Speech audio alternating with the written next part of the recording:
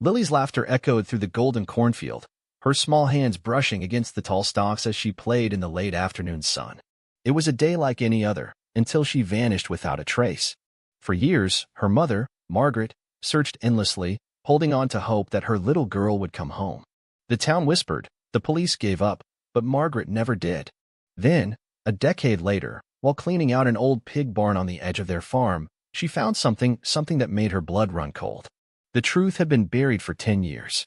Now, it was about to be uncovered. Margaret had always been protective of her only daughter.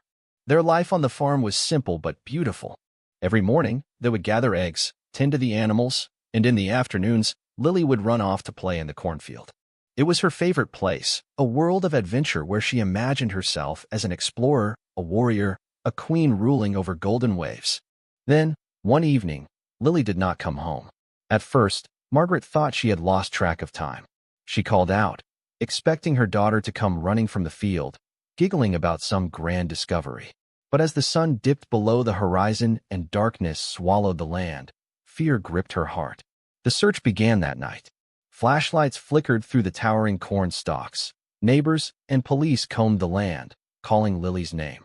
But there was no trace, no footprints, no torn fabric, nothing. It was as if the earth had swallowed her whole. Days turned into weeks, then months. The search teams dwindled, the media moved on, and the town whispered their theories. Some believed she had been taken, others thought she had wandered too far and gotten lost. A few even murmured that Margaret was to blame, that she had done something terrible to her own child.